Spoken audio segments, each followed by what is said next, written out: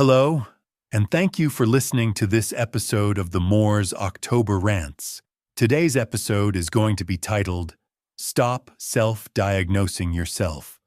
Recently, I've been paying closer attention to the way people speak, how they express themselves, how they frame their experiences, and especially how they talk about their mental health. One thing that continues to puzzle me is the growing tendency for people to self-diagnose. It's not just a passing comment anymore. It's become a kind of identity marker, something people wear like a badge. You'll be talking to someone, and they'll mention they have a mental illness, not in the context of a diagnosis from a professional, but as something they've concluded on their own. You ask them about it, hoping to understand more, and what you get is a vague explanation based on symptoms they read online. They haven't seen a psychologist. They haven't spoken to a psychiatrist. They haven't even had a basic consultation with a general practitioner. But they're convinced. They've spent time on WebMD, Reddit threads, TikTok videos, and articles that list symptoms in bullet points.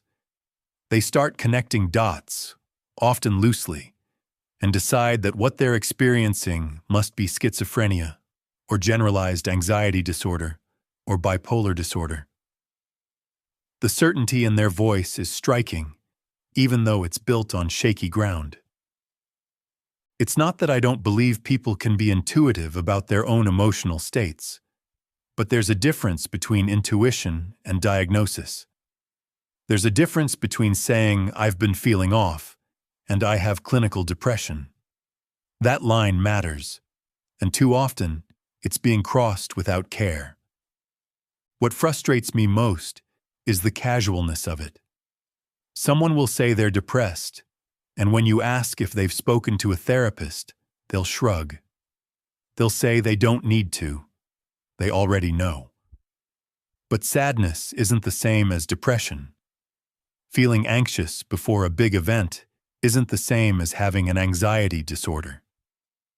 These distinctions exist for a reason, and ignoring them doesn't help anyone. There's a kind of romanticism around mental illness now, especially online. People list their self-diagnosed conditions in their bios. They make aesthetic posts about being broken, anxious, or numb. It's not always performative, but it often feels like it. And when you try to talk to them about it, gently, respectfully, they push back hard. They'll say, "I know myself better than anyone else." And sure, self-awareness is important. But self-awareness isn't the same as clinical understanding. Knowing you feel off doesn't mean you understand the neurological, psychological, and emotional mechanisms behind that feeling.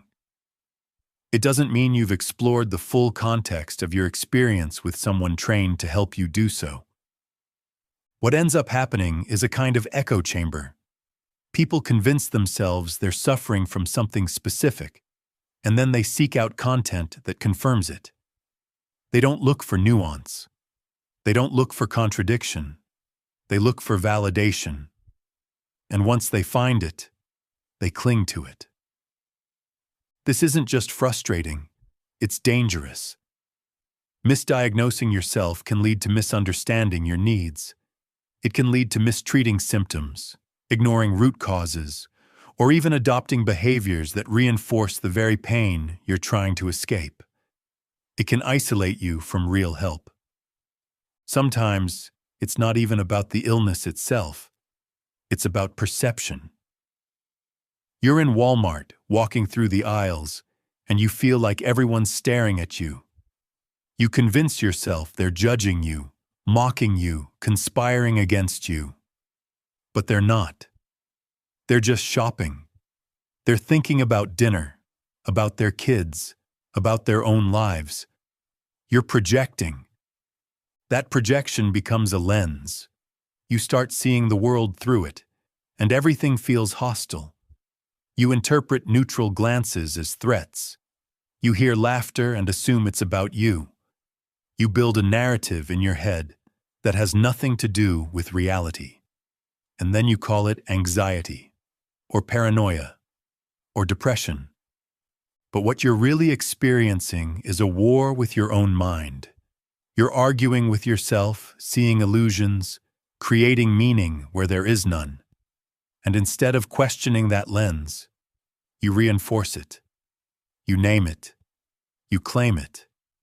You wear it. I've seen this happen so many times. People spiral inward, convinced they're broken in a specific way, and they refuse to let anyone challenge that belief. They don't want help. They want confirmation. They want someone to say, "Yes, you're right.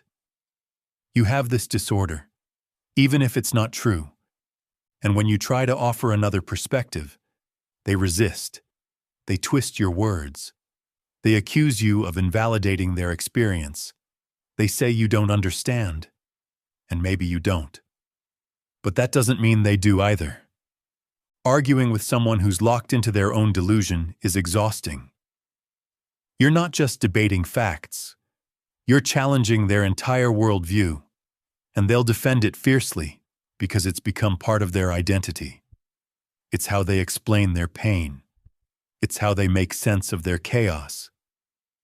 That's why I've learned to step back. I don't engage with people who are deep in their own illusions anymore. Not because I don't care, but because I know I won't get through. They're not listening. They're not open. They're not ready. You can't force someone to see the world through a different lens if they're committed to their own.